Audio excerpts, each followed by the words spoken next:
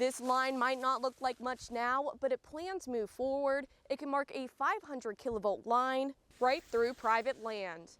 Officials say lightning struck this building during thunderstorms, leaving 18 units destroyed and 52 residents displaced. It's been decades since anyone was locked up in these cells, but for West Virginia tourism, they're still open for business. After 15 years of steady use, America reached an all-time high in energy consumption in 2024. Straight ahead, how is the university helping students recover from this fire caused by lightning? Syringe service programs are associated with a 50% reduction in HIV and hepatitis C cases. Coming up on West Virginia Today, these lines may seem far off now, but for some West Virginians, they're getting closer than ever before. So aside from the construction itself, and for our viewers at home, how could the increased energy demand from these new data centers affect everyday customers here in West Virginia? We're actually on some property of somebody who will have some transmission lines come right through his land. He actually owns 42 acres here in Brewston Mills and is worried about what it will do to the environment and surrounding wildlife in the area. An estimated 2,400. That's how many inmates are currently on death row. Has the shutdown directly affected West Virginia's economy, and do you foresee a long-term impact on the state? Rural areas in West Virginia struggle with accessing necessary health care, leaving families with few options when an emergency strikes. On a fall afternoon in Morgantown, members of West Virginians Against Transmission Injustice are setting up for their debut in the WVU Homecoming Parade. But their movement didn't start there.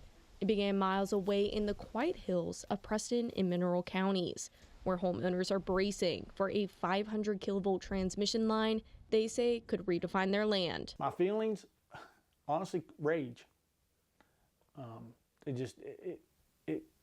For somebody just to come in and say, I'm taking your property. The lines would run through Mon, Preston, Hampshire, and Mineral counties, carrying power generated in Pennsylvania. This line might not look like much now, but if plans move forward, it can mark a 500 kilovolt line right through private land. James Bertulapak bought his land for peace and conservation. He says the transmission line, better known as Marl, wouldn't serve locals. It's a project that's going from a power station in Pennsylvania to feed data centers in Northern Virginia. It's not as though it's a project that they're adding the lines because there are underserved communities 10 minutes down the road. He worries that the towers could upend everything he planned for his land. If you have a 150-foot power line and they're buzzing, because these are high power transmission lines, that kind of throws our whole economic aspect of what we wanted to do here. For Bertulapak, that's building a cabin to host an Airbnb. For Donna and Donnie Alt, who own Brookdale Farms, they already know what it's like to live under a transmission line. It'll spark, and especially on a rainy day, it sounds like you're frying eggs out here. They say the lines are impacting their animals and the potential future of their farm. Across the proposed route, residents share concerns about losing views, wildlife, and control of their own property. Electricity is nice, but I don't want them destroying the view and the memories just to give electricity through to someplace else. Eminent domain is for the public good, and I totally understand that, and I understand why it's in legislature. This is only for the public good of Virginia. But energy experts say the region's power needs are growing fast.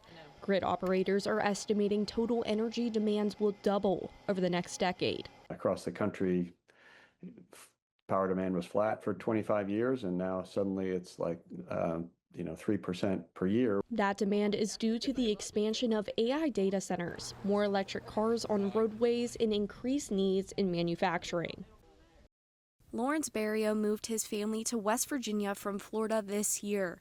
In Florida, he filed for a religious exemption to the state's school vaccine requirements. It doesn't matter exactly what your formulation of the words are for your religious reason.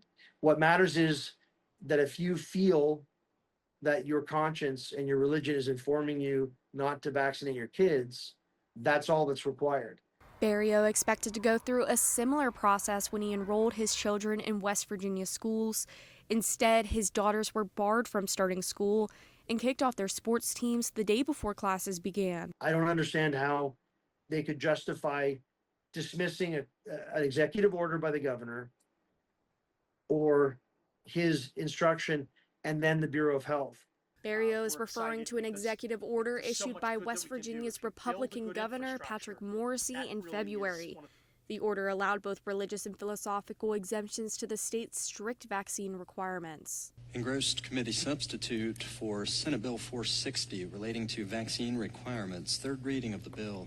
Lawmakers then considered Senate Bill 460, which would have put those exemptions into state law. But the bill ultimately failed in the House of Delegates. Now a legal battle has ensued over the vaccine issue. On one side are parents like Barrio who believe in the exemptions. On the other, parents like Marissa Jackson. Her 10-year-old son Maxwell has a rare genetic disorder that leaves him vulnerable to even minor illnesses. For her, exemptions put him at risk. I can say with certainty that if there was something going on at the school, like an outbreak, that I would have to pull him out of school. And then he is going to have to be isolated because the only other option for him to be educated would be in a home setting. Jackson was one of the plaintiffs in a lawsuit filed by the ACLU of West Virginia and Mountain State Justice, challenging the Bureau of Public Health and how they were granting non-medical vaccine exemptions. I'm standing outside of the Kanawha County Courthouse where one of the key lawsuits against vaccine exemptions was filed. Parents on both sides are still pressing their cases, and the question remains, who gets the final say? The lawsuit filed in Kanawha County was dismissed on a procedural issue. But just weeks later, Jackson and another parent refiled the lawsuit with a restraining order on the same grounds. Our case, the Jackson Hess case, goes through what is the right way to do it, what's the process, who can issue exemptions, and what basis needs to be shown for them to issue it. Doctors are focused on what exemptions could mean for children in the classroom. WVU Medicine Children's pediatric hospitalist Lisa Costello recommends only allowing medical exemptions. Or by having strong public health policies such as requiring immunizations as a condition for school entry and having those who are medically able to be immunized, we're really creating an environment that helps protect the individual child as well as the entire classroom and community. Costello says without vaccines, schools could see a spike in the spread of diseases. For West Virginia Today, I'm Hannah High School in Morgantown.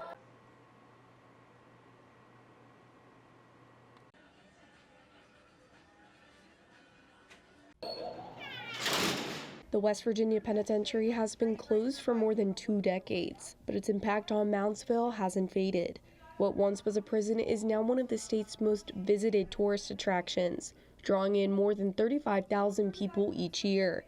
Tour guide Jalen Sutton says she sees visitors from all over the world. Most of the people in Moundsville kind of see the pen, they're like, oh yeah, that's the penitentiary.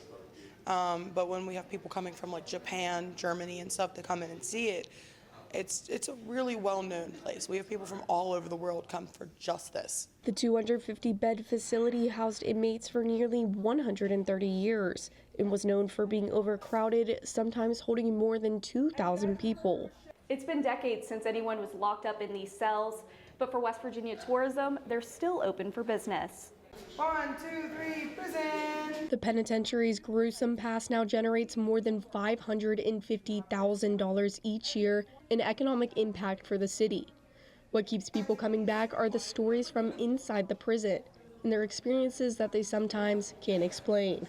I was up in the psych ward walking with one woman. The rest of the party was in the gift shop. I walked through, saw a shadow that was so tall it stood above the door frame, and then it jumped up to the ceiling and crawled across it. Local historians say while the prison's violent past can't be forgotten, the community largely supports the role it plays today. I have mostly seen pretty much all support for it being a tourist destination. Some people in town are a little iffy on it being a paranormal destination. But visitors think the penitentiary could do even more. I think they could put some Airbnbs in a couple of those cells and sell it, and the fact that Moundsville is right across the street and that's our next stop, I mean, it's history and everybody should enjoy it and have access to it. Whether it's for haunted tours or historic lessons, the penitentiary continues to shape Moundsville's identity long after the last inmates left its walls.